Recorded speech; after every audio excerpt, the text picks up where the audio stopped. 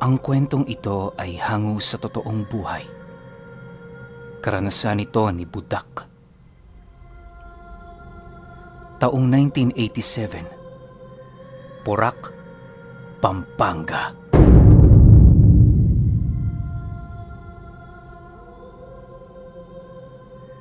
Itong mga panahong ito, kakauwi lang ni Budak galing Maynila. Ipinatawag kasi siya ng kanyang ina sa kadahilanang nanghihina na ang kanyang ama. Palagi na siya nitong bukang bibig na para bang naghihintay na lamang yung makita si Budak bago ito tuluyang bawian ng buhay. Bagaman maraming trabaho siya sa kumpanyang kanyang pinapasukan, pinili niyang lumiban.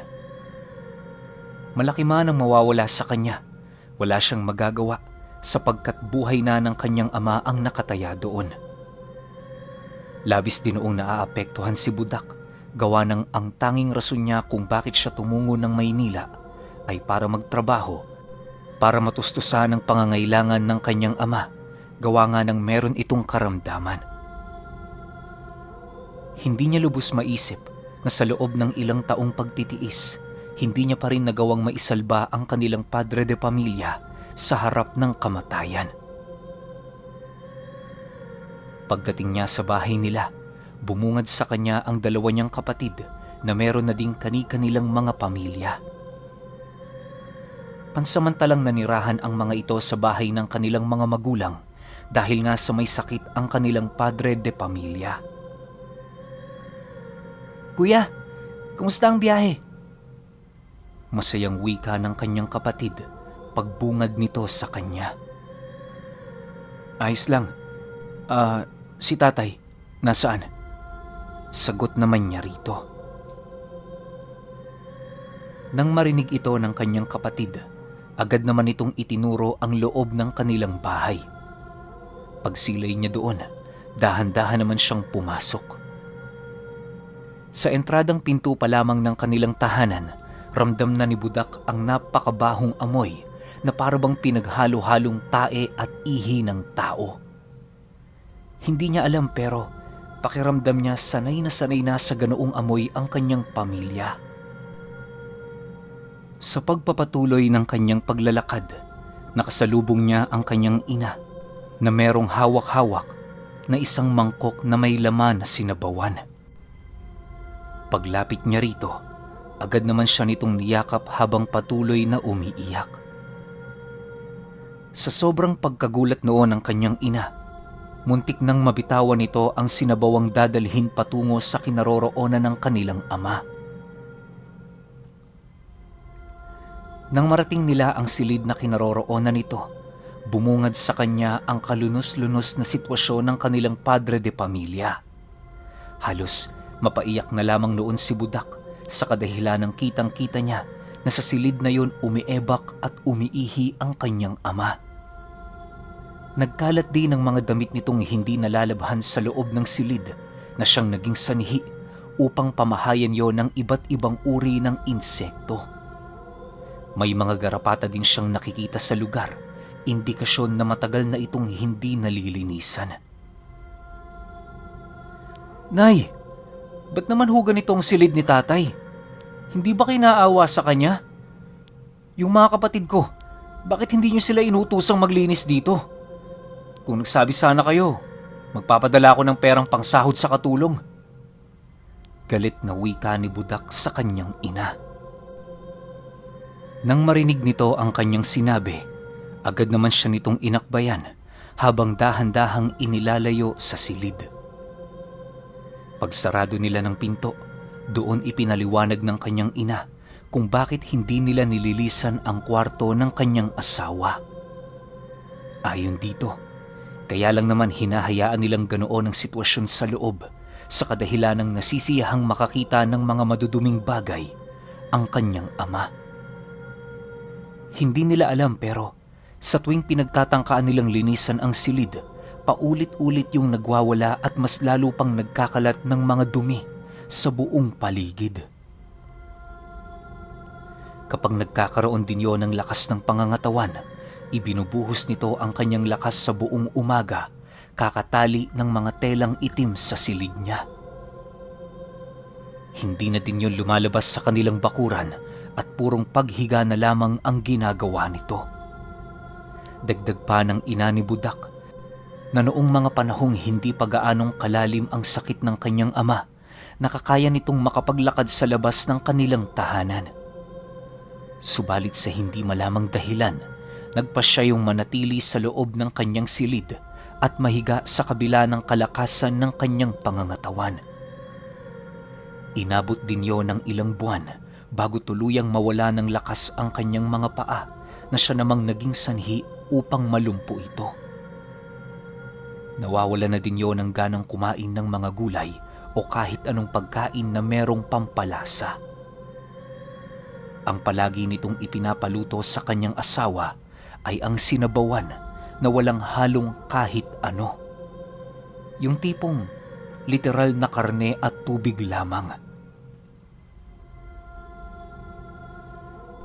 Matapos itong mailahad ng kanyang ina sa kanya, agad naman siyang nagpasya na dalhin yon sa ospital.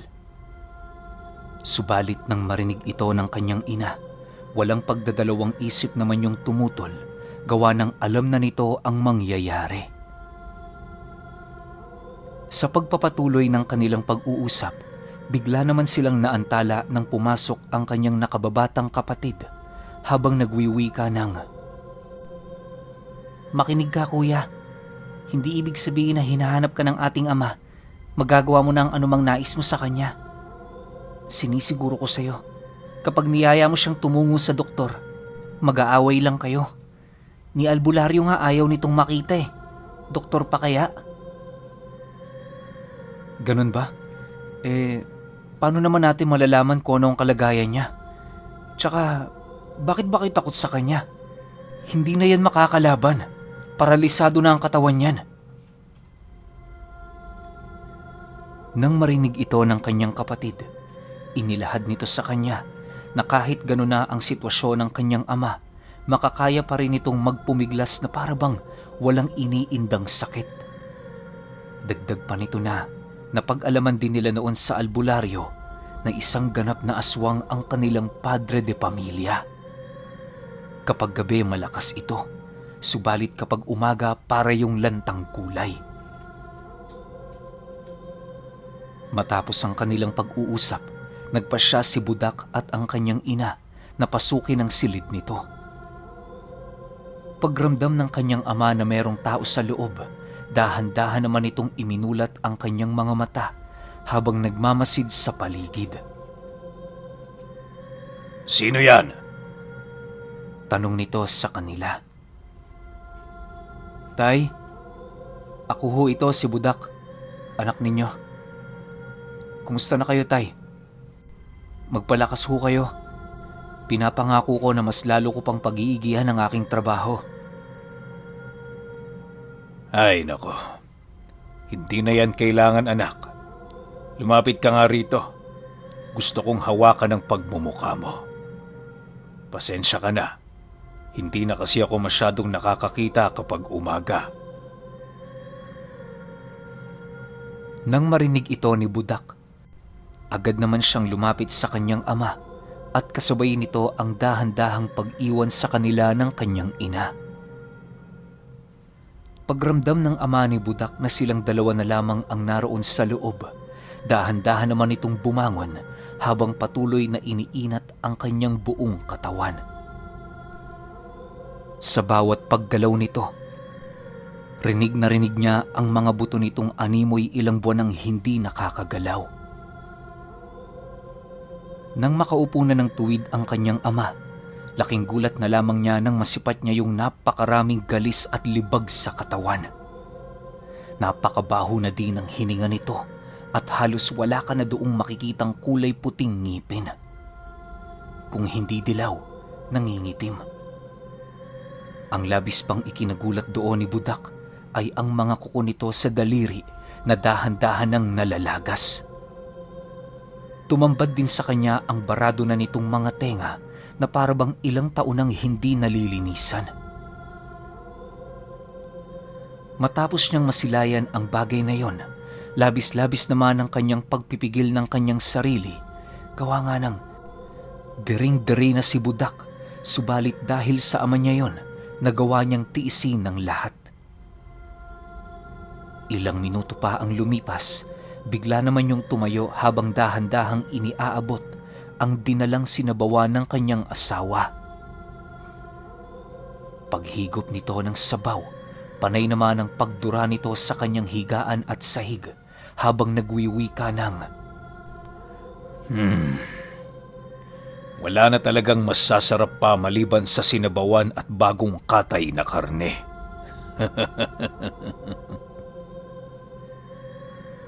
Pagkarinig dito ni Budak, bigla naman siyang nagulat.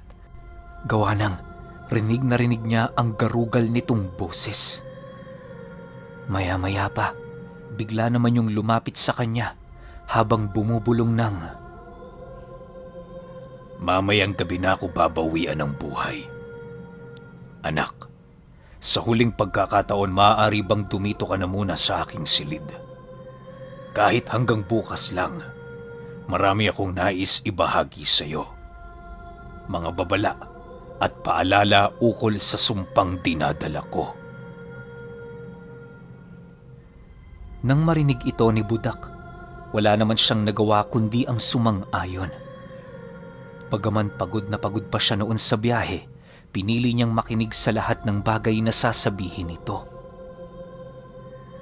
Sa ilang minuto nilang pag-uusap, inilahad ng kanyang ama ang tungkol sa masasaya nitong kabataan. Sinabi din ito sa kanya kung saan saang dako ng Pilipinas na ito nakapunta. Animoy, bago dumiretso ang kanyang ama sa nais nitong sabihin, nagpapakasakali muna ito nang sa gayoy magawa nitong makuha ang atensyon ni Budak. Sa pagpapatuloy ng kanilang pag-uusap, nadapo na nga ang kanilang paksa sa ina ng kanyang ama. Bago yun namatay, napakarami nitong ipinamana sa kanyang ama na siya namang naging palaisipan para sa kanya. Ayon sa ama ni Budak, lahat ng maiiwan nito, malaya siyang manahin maliban sa isang bagay. At yun ay ang bertud na kasalukuyang nasa kanyang sistema. Yun din ang naging rason ng kanyang ama kung bakit nais nitong pauwiin siya. Budak, ngayon pa lang sinasabi ko na sa iyo. Totoo ang narinig mong kwento na ibinabahagi ng iyong ina. Tama siya. Aswang ako. Hindi lang basta aswang, bagkus bahagi ng angka ng mga kuro-kuro. Bago mamatay ang mga katulad ko, kinakailangang manatili sa tabi ang tagapaghalili. Lahat ng iyong mga kapatid na natili na ng isang gabi sa aking silid. Kapag hindi ako namatay, ibig sabihin nun hindi sila ang kinikilalang magmamana ng aking bertud. Ikaw na lang ang natitira, Budak. Kaya inaasahan kong ikaw ang hinihintay ng aking taglay. Anak, ayokong maipasa ang sumpang ito sa iyo. Kaya hanggat maaari huwag mong titingnan o lalapitan ako sa oras ng aking pagdedeliryo. Hayaan mo kong mamatay na parang katulad ng sa isang aso. Masakit mang isipin pero yan lang ang paraan upang makalaya tayo sa sumpang ito. Tandaan mo anak, kapag nagkamali ka o sinunod mo ang anumang pagtawag ng bertud, dadanasin mo ang bagay na nakikita mo sa akin ngayon. Mamili ka, maging isang ordinaryong tao o isang demonyo na palaging naghahanap ng laman ng tao. Nang marinig ito ni Budak, panay naman ang kanyang pagsang-ayon sa mga bagay na inilalahad nito. Akala niya, magiging madali lamang ang lahat, kaya na may naging kampante si Budak na madali niya yung maisakatuparan. Subalit lingid sa kanyang kaalaman na ang tentasyon ng demonyong nangangalaga sa bertud ay mas higit na makapangyarihan. Sa pagsapit pa ng gabi, habang nagpapahinga silang dalawa, halos hindi naman makatulog noon si Budak dahil sa baho ng buong paligid. Upang hindi siya masuka, iniwasan niyang kumain noong gabi. Ramdam niya na kasi noon ang pag-angat ng kanyang sikmura sa kadahilan ng unang beses niyang makaranas ng ganoong paligid. Habang umiidlip siya noon, bigla naman siyang napabalikwas sa sahig nang marinig niya ang kanyang amang panayang pag-ungol sa kinahihigaan nito. Pagsilay niya doon, nasipat niya yung panayang pag-unat na parabang meron itong iniindang sakit sa katawan. Dala ng kanyang pag-aalala, dali-dali naman niya yung nilapitan at walang pagdadalawang isip na hinawakan. Ngunit nang maramdaman ng kanyang ama ang kanyang mga palad sa katawan nito, bigla naman siya nitong tinadyakan habang naghihirap sa pagwika ng, Diyan ka lang! Hindi mo ba naintindihan ang sinabi ko sa iyo kanina? Diyan ka lang! Matapos nitong makapagsalita, dahan-dahan na yung sumisigaw habang patuloy na humihigpit ang pagkakahawak nito sa kahoy nitong higaan. Nag-uumpisa na din yung magsuka ng napakalapot na likido na siya namang mabilisang nagkalat sa buong paligid.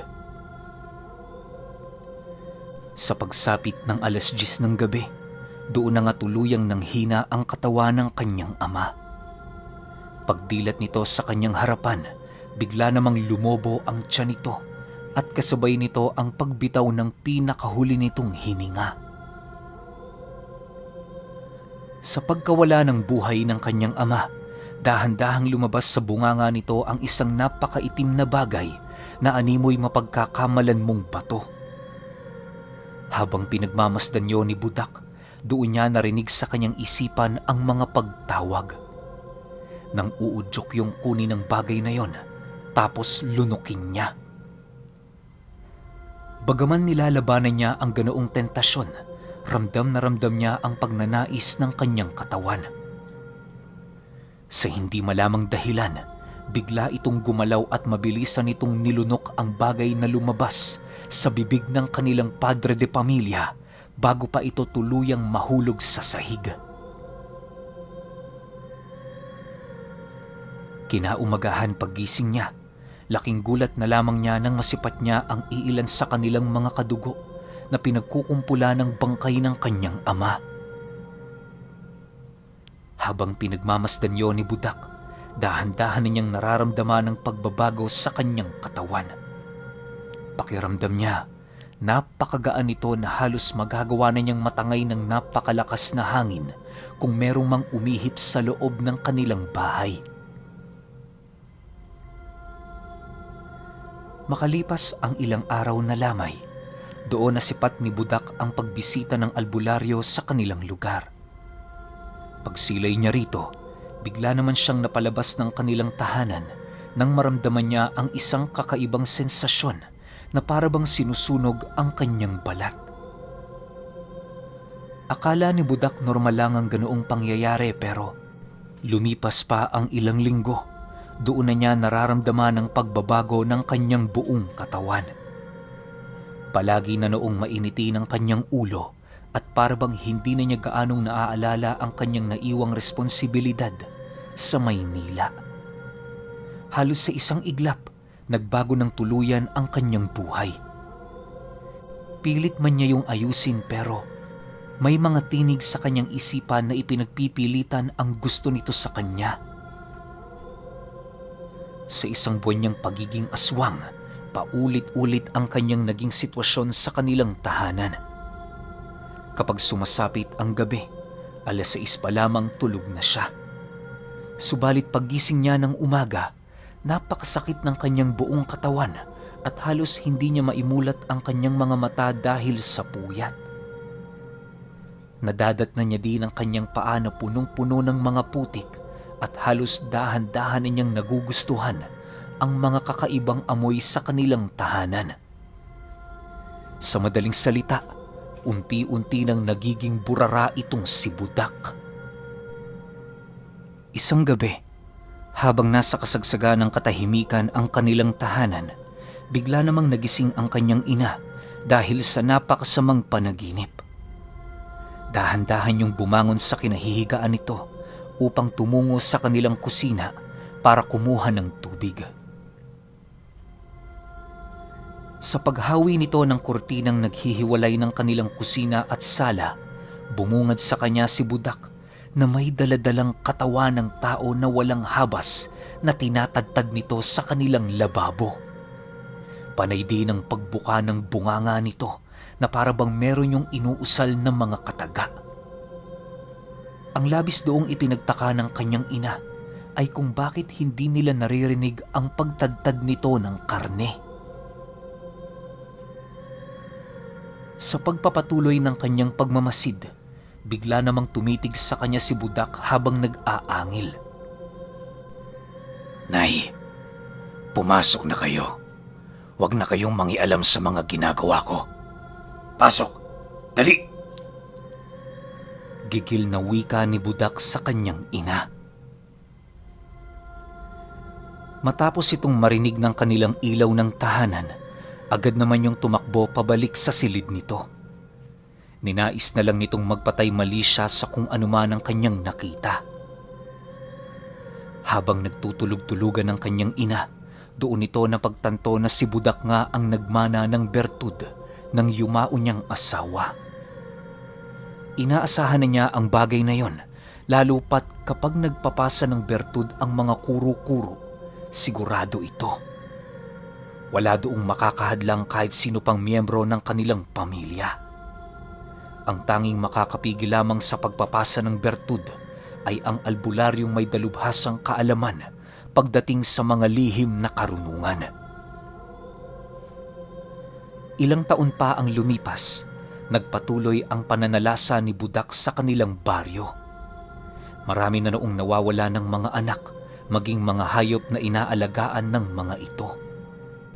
Subalit kahit anong pagtatangka nilang hulihin ang salarin, hindi nila yon nagagawang mahuli sa akto.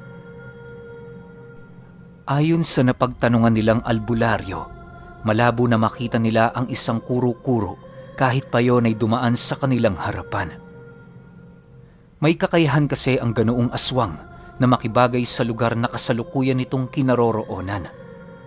Kapag nahawakan nito ang kahit na anong bagay na malapit sa kanya, mabilisang magpapalit ang kanyang balat at magiging kakulay ng bagay na yon.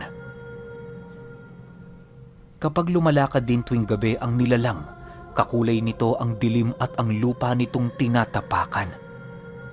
Ang tanging masisilayan mo lang doon ay ang namumula nitong mga mata na nakalitaw sa nakatagong balat niya. Subalit, ang pagsilay sa mata ng kuro-kuro ay hindi napakadaling gawin. Sa halos ilang oras nitong pananalasa sa mga bahay-bahay, 1 segundo lamang nitong binubuksan ang kanyang mga mata. Ang palaging ginagamit ng ganoong nilalang ay ang kanyang pandinig at ang mga nararamdaman niyang paggalaw sa buong paligid. Marahil kaya nito binubuksan ang kanyang mga mata sa kadahilan ng alam nito na yon ang nag-iisang kahinaan ng abilidad niya. Dagdag pa ng albularyo na bagaman makapangyarihan ang kuro-kuro, meron din yung kahinaan. At yon ay ang pagmamalabis din ng ibang lahi ng aswang na makuha ang abilidad nito. Napaka-espesyal na uri ng aswang ang kuro-kuro ayon sa albularyo. Dahil sa kanilang kakayahan, kung kaya't iilan lamang ang nakakaligtas sa kanilang angkan. Kapag nagkataong mahina ang bagong usbong na kuro-kuro, mamamatay lamang yon sa kauri niyang nasa ibang lahi.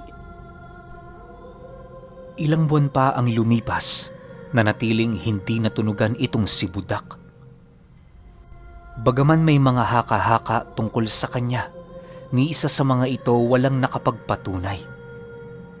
Subalit dumating ang isang araw na ikinagulat na lamang ng karamihan sa kanilang lugar. Si Budak, natagpuan sa talahiban, wakwak ang tiyan at butas-butas ang lalamunan. Wala na yung mga mata at halos hiwa na ang panga nito. Ubus na din ang kanyang dugo sa katawan na parabang hinigop yon ng kung anong napakabangis na nilalang. Ang labis pa doong ipinagtaka ng karamihan ay kung bakit sa isang gabi lamang na dumaan, halos hindi na ito gaanong makilala dahil sa napakaraming uod na gumagapang sa kanyang katawan.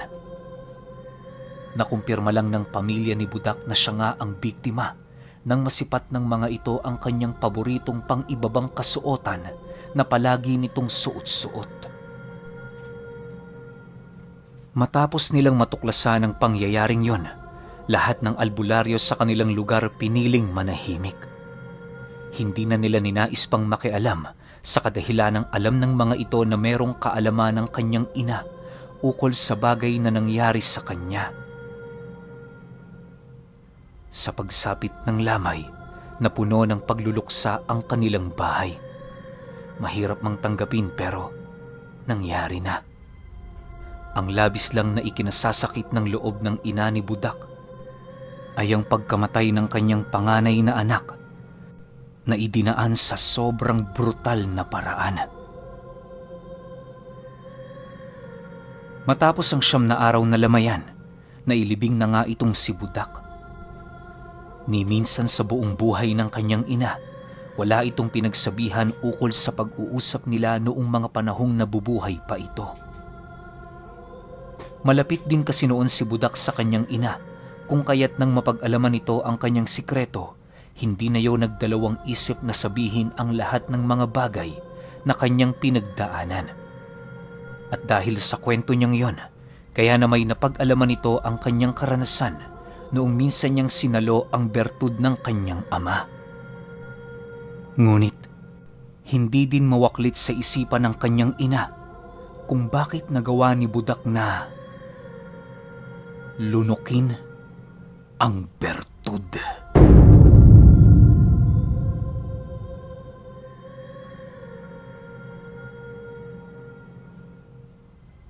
Okay, opinyon ko sa kwento. Unang beses ko lang narinig yung lahi na kuro-kuro. Grabe, sobrang lakas nito, no? Kasi hindi mo siya makikita eh. Parang, ano ba siya? Parang hunyango. Diba sabi kung saan siya kakapit na bagay, magiging ganun yung kulay niya. Tapos kapag gabi, wala ka makikita, mata lang niya. Diba parang ang bangis nito kung makakalaban mo. Tas kumakain pa ng tao. Kaya sobrang nakakatakot to. Ang malupit lang nito, nakukuha yung abilidad nila. Siguro yung pumatay dito sa bida natin, dito kay Budak, malamang gabunan yun. Kasi tingnan nyo, imagine ninyo kung gaano kabrutal yung pagkakapatay kay Budak. Diba, wasak yung wakwak yung tiyan, parang kinain talaga eh. Tas wala yung dalawang mata. Parang ano to eh, yung sa Hunter x Hunter, yung bayan ni Kurapika, yung bayan ng Kuruta, parang ganito silang kuro-kuro, diba? Yung konti na lang din yung lahi, tas hindi sila nakakapagparami kasi ang way lang nila para ma-extend yung lahi nila ay yung pagpasa-pasa ng bertud. Paano kung wala nang nagpasa, di ba? Paano kung wala na siyang napasahan or namatay siya? Yun na, kukunin ng ibang lahi ng aswang yung kakayahan nito. Kaya nauubos talaga sila. Siguro sa panahon natin, di ko masabi kung meron pa ba o wala na. Pero kayo, kung may opinion kayo sa kwentong ito, i-comment nyo lang sa baba. Yun lang. Hanggang sa susunod na kwento. Salamat.